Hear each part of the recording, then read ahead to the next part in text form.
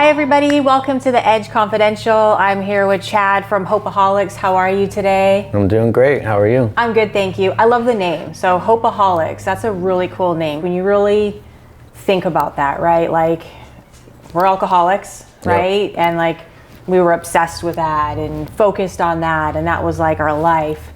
And now, being in recovery, the Hopeaholic fits perfectly because we need something like that. Like something that is inspiring and something that we're passionate about and that we're spreading hope, you know, and showing people that recovery is possible. So yeah, I love the name. Thank you. So I don't know your story. I don't think a lot of people that are watching this know your story. So if we could like roll the tape back in time, how did you find yourself in recovery? What did that journey look like for you? Well, I grew up in San Bernardino in a little town called Grand Terrace. I got addicted to crystal meth when I was 13 years old. And what happened is actually I went over to my pot dealer's house and I went to go get some pot, and he was like, I don't have any pot right now, but I have this stuff called speed. Holy smokes, that's vastly different. Right. Okay. Vastly different. Yeah. And I was like, okay, I'll try it. And I went home and I tried it by myself, and I loved it. It was like that thing that I felt like was missing from my life. All of a sudden, it was like what's that movie where the guy takes the pill? Limitless? Yes, it was like Limitless for me. Wow. That's how it was. And I was like, I can finally study. I'm not hungry. I don't have the munchies. I felt like I used to be kind of a lazy kid. Mm-hmm. It made me not lazy. So for a while it worked. It did. Yeah. Okay. Yeah. And then when did it not work anymore? Probably 16, 17. Mm-hmm. And my grades really started to slip. But I was like a partier in high school. Mm-hmm. So I drank and smoked weed, and we smoked meth. I progressed from snorting meth to smoking meth in high school. When I was a senior in high school, I decided that I wasn't gonna, I thought it was alcohol and weed that was my problem, and I decided I wasn't gonna drink or smoke weed anymore and just use meth. Oh wow. Yeah. And so did your family know about this? Like, nobody really knew what was going on in my life. Did you lose weight? I mean, Yeah, but my mom thought I had a growing spurt. Oh, okay. She thought.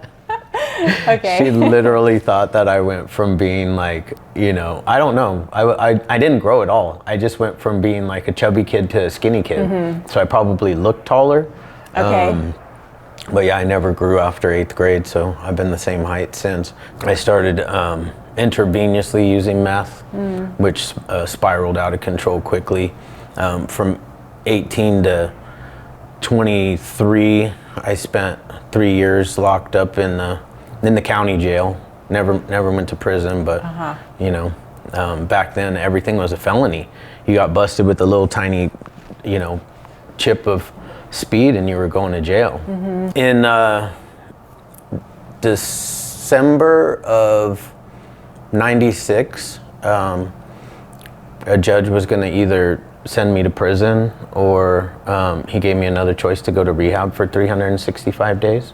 Oh wow. Yeah, so I took the rehab. 365 days, huh? Yeah, I'd never had a job before. I didn't graduate high school.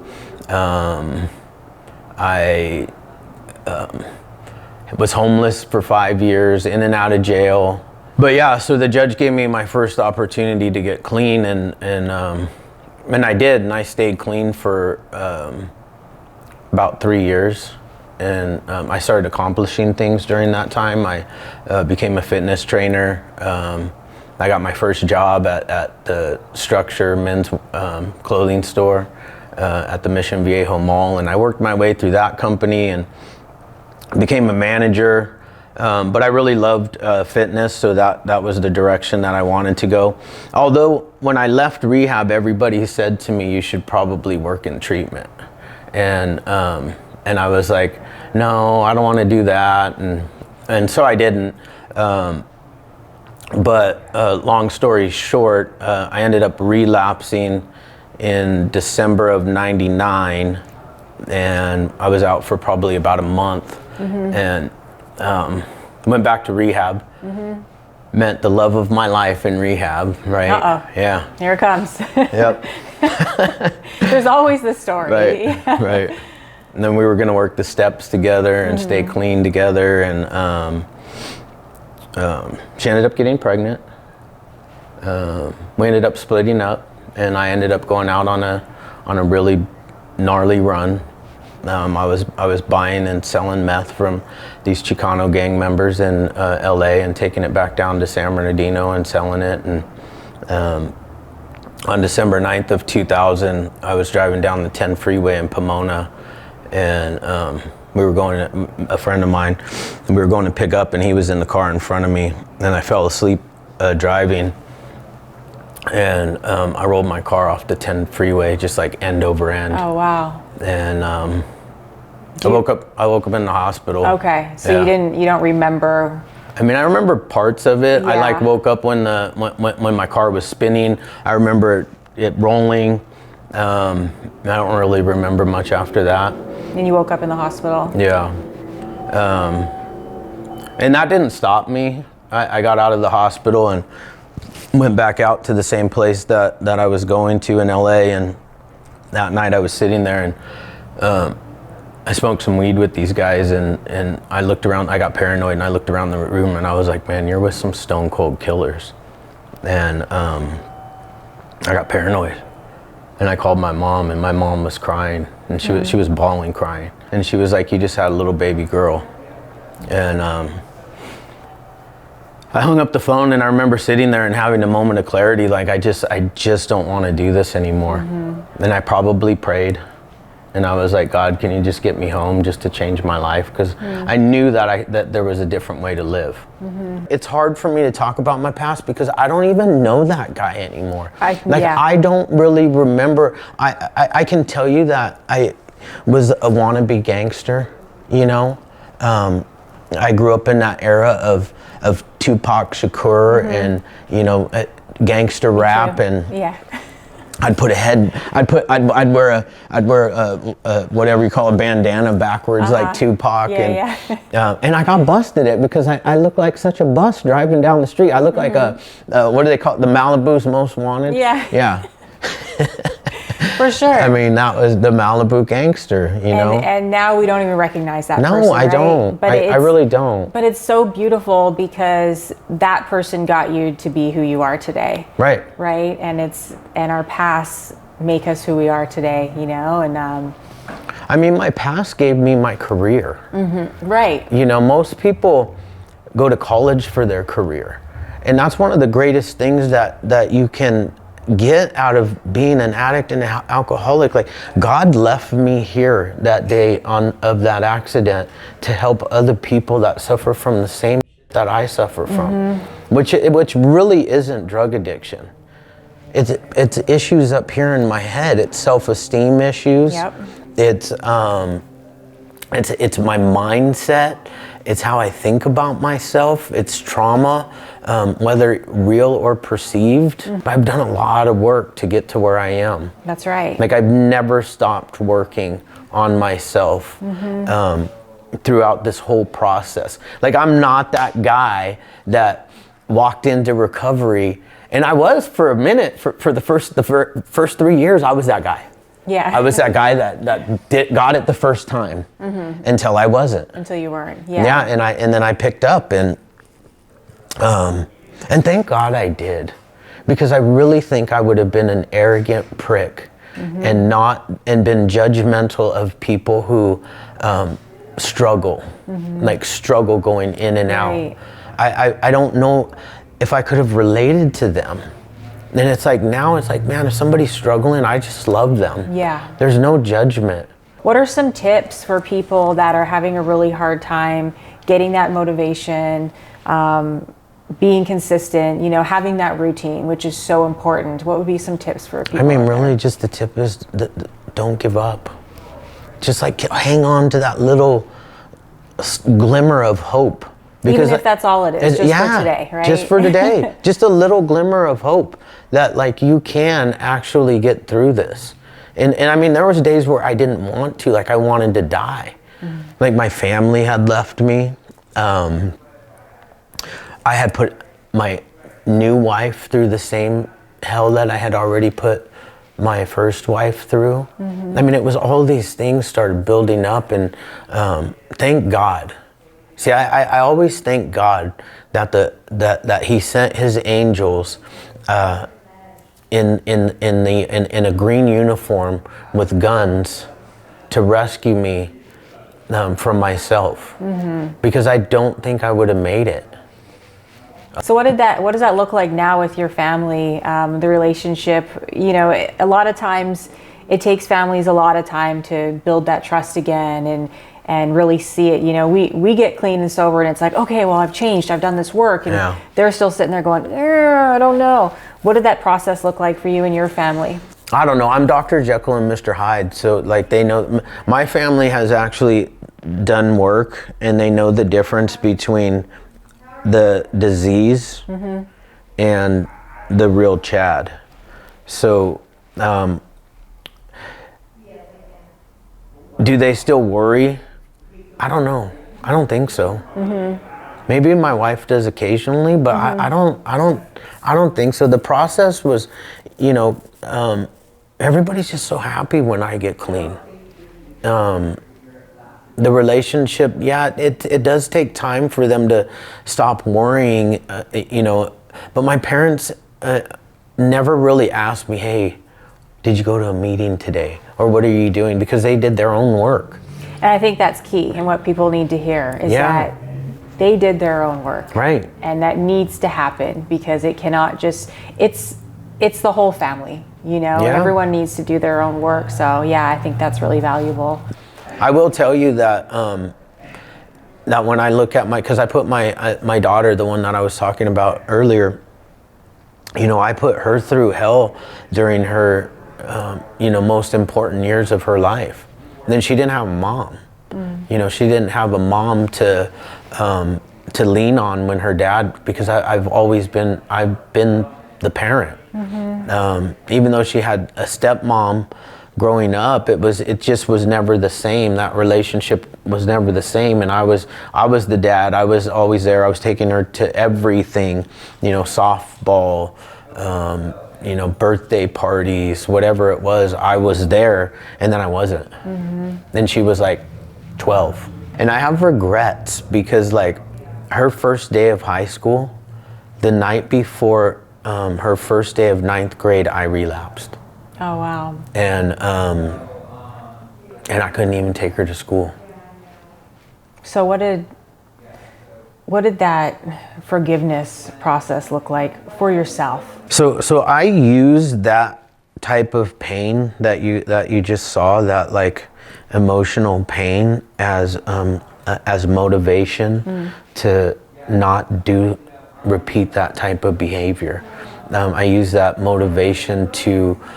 pain to motivate me to be a better person on a daily basis, like in every aspect of my life, not just like in my career, but a better, you know, a better father to her now. Because then we can get to that part too. Like I can go straight there to the reason why the Hopeaholics exists, right? Like I really don't, like yes, I did all these things in treatment, and I grew successful businesses, and you know, all of that is great and wonderful, but like when you lose a loved one, like, so my daughter lost her, the love of her life, her very first boyfriend, who would have been my son-in-law. You know, they were together since she was 16. Wow. And to fentanyl. To fentanyl, yeah, to fentanyl. She was out with some friends, and she stayed at her friend's house. And on her way home to my house, she just thought something was wrong, and she was trying to call him and her boyfriend Justin, and he wasn't answering. And she got to his house, and she knocked on the door, and he wasn't answering. She went in the back door, and she went into the bedroom where he was sleeping, and he was just blue. And she's just like, I remember that day very vividly because I was in my bathroom shaving.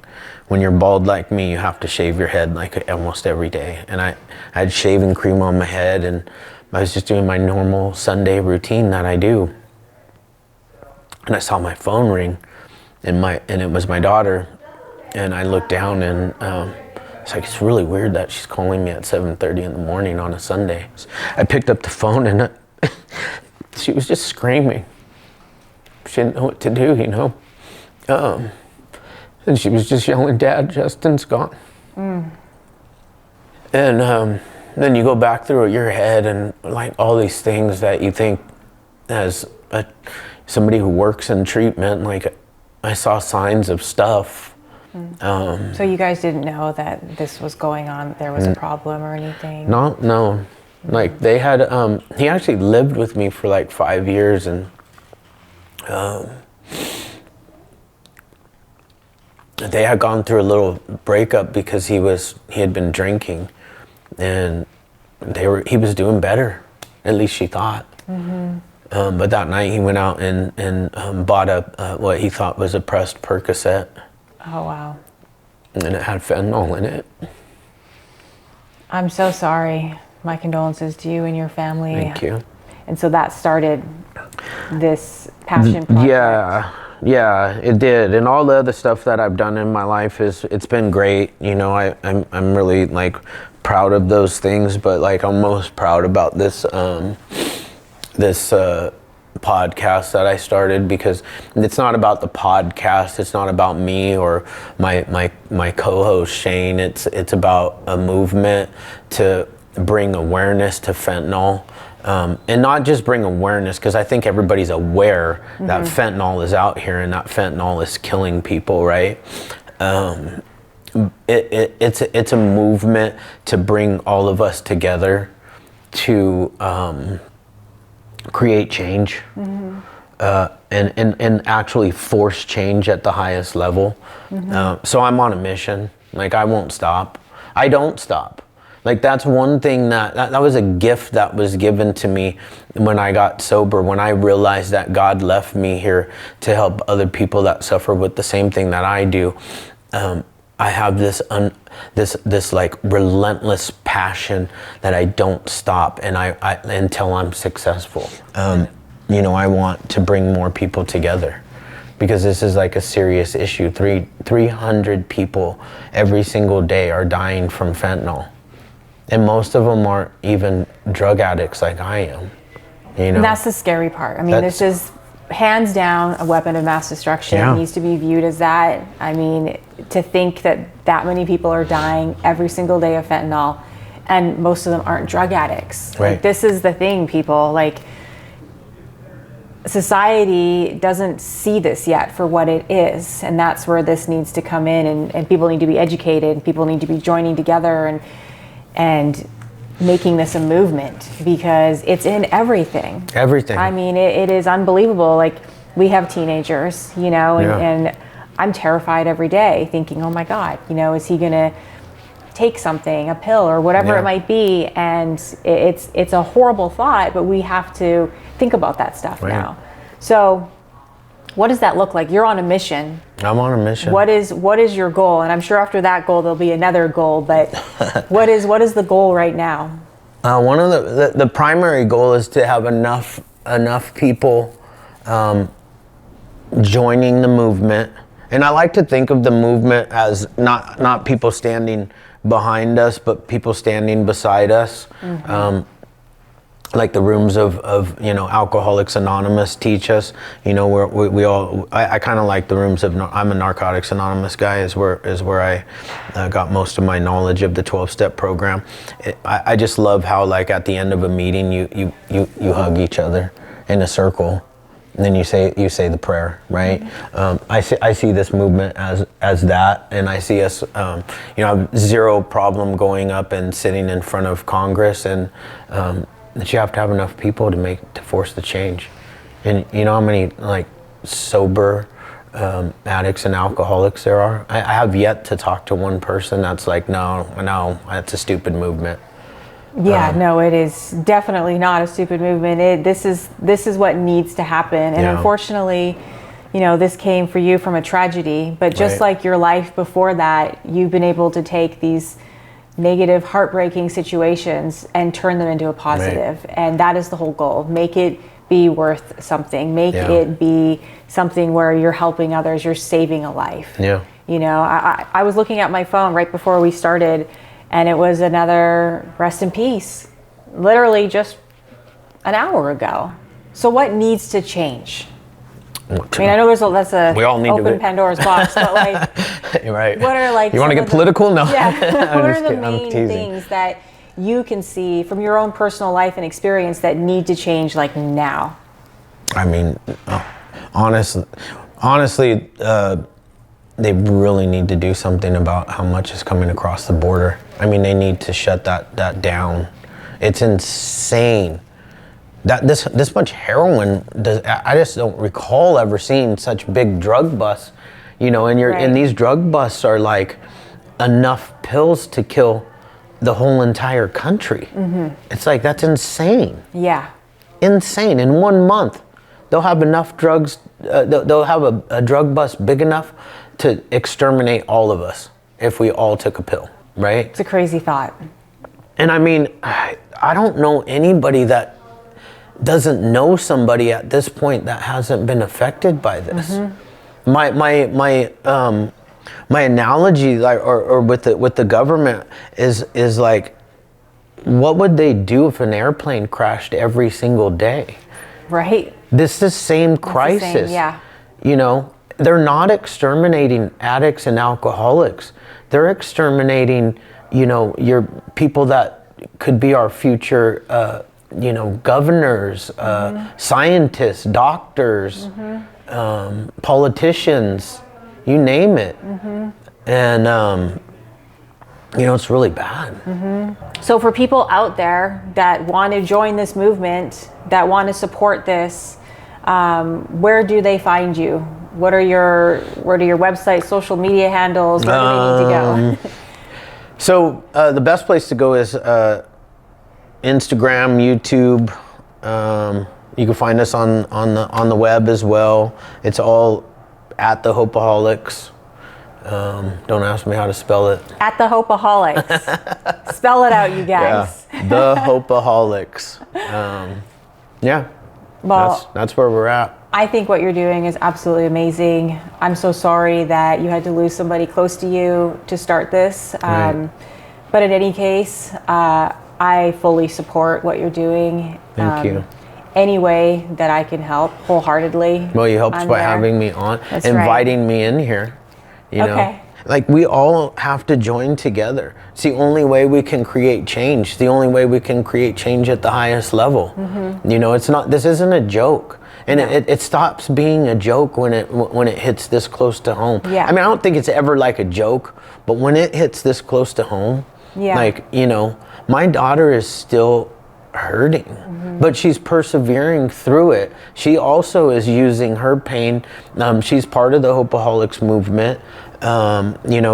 We just did her podcast. Well, she was actually the very first podcast we ever did. Problem is that we had the mics on and the camera mics on, so the audio is really bad. Taylor's smiling. He knows what that means. Was it like echoing or something? Yeah, really bad. You know anybody that can fix that audio?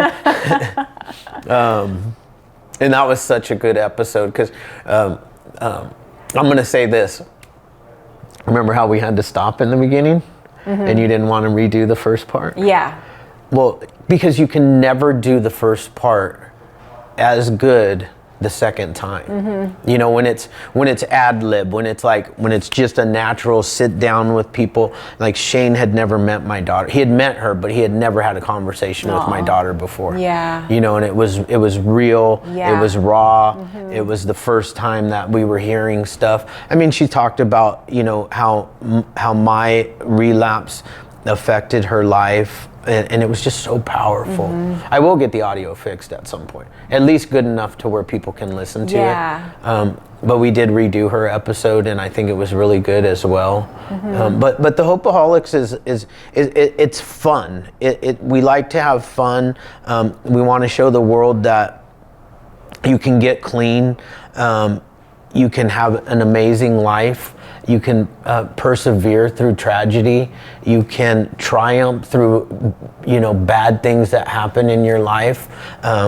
You can work in the treatment industry. You can get loaded, and you can get clean, and you can put your head down, and like just like put blinders on and earmuffs on to what other people say, because people do say stuff. I know that from personal experience. Me too. Yeah. Oh, you shouldn't be working in treatment yet, or this or that, or you know what? I won't say any bad words, but forget about them. Yeah. I love the quote, "What they think of me is none of my business." None. As long as we're focusing on ourselves and doing the right thing, and we're there for our friends and our family, and we're helping people, that's all that matters. Thank you for being you. Thanks. Thanks for being on the show. Absolutely. Thanks for everything you're doing in the community. I really appreciate it. It's my pleasure. All right. All right, you guys. Thanks for watching. We'll see you next time. Bye.